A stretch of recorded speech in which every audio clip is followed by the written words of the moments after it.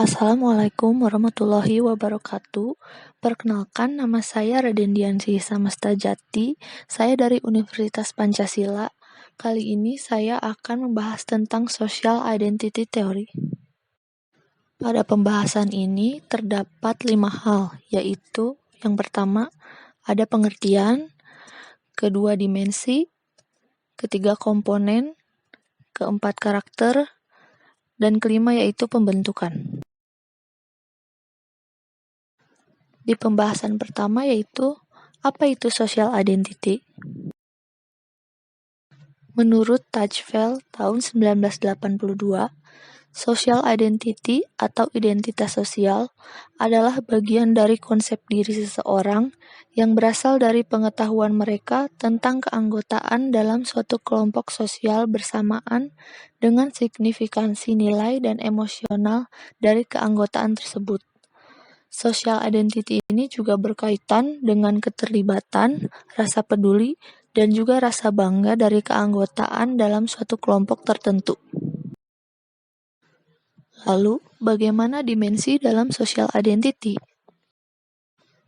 Menurut Jackson and Smith dalam Baron and Dunn tahun 1991, terdapat 4 dimensi dalam mengkonseptualisasikan social identity.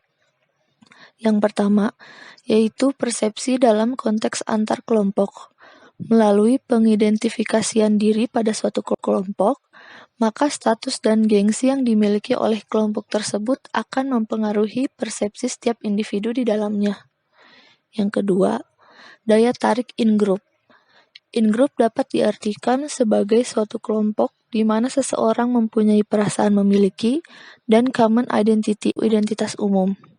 Adanya perasaan in-group sering menimbulkan in-group bias, yaitu kecenderungan untuk menganggap baik kelompoknya sendiri.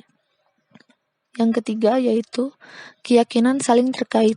Social identity merupakan keseluruhan aspek konsep diri seseorang yang berasal dari kelompok sosial mereka atau kategori keanggotaan bersama secara emosional dan hasil evaluasi yang bermakna. Artinya, seseorang memiliki kelekatan emosional terhadap kelompok sosialnya. Dan yang keempat, yaitu depersonalisasi. Ketika individu dalam kelompok merasa menjadi bagian dalam sebuah kelompok, maka individu tersebut akan cenderung mengurangi nilai-nilai yang ada dalam dirinya, sesuai dengan nilai yang ada dalam kelompoknya tersebut.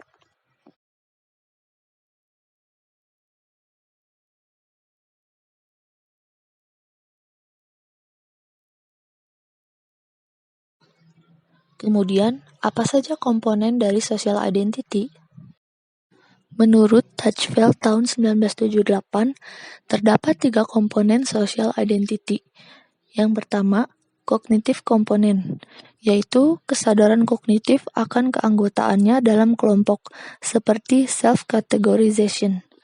Individu mengkategorisasikan dirinya dengan kelompok tertentu yang akan menentukan kecenderungan mereka untuk berperilaku sesuai dengan keanggotaan kelompoknya. Kedua, evaluatif komponen, yaitu merupakan nilai positif atau negatif yang dimiliki oleh individu terhadap keanggotaannya dalam kelompok. Dan yang ketiga, yaitu emotional komponen, merupakan perasaan keterlibatan emosional terhadap kelompok. Lalu, apa saja karakter dari social identity? Menurut Hogg and Vaughan tahun 2002, terdapat 5 karakter social identity.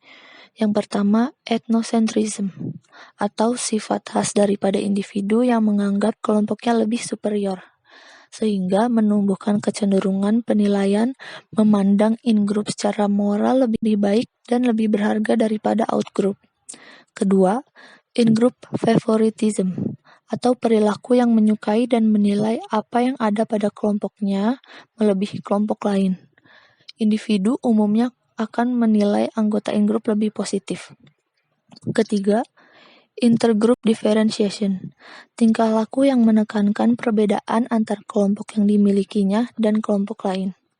Keempat, conformity to in-group norm, atau kecenderungan untuk memperbolehkan suatu perilaku untuk dilakukan individu sesuai dengan norma yang ada di dalam kelompoknya.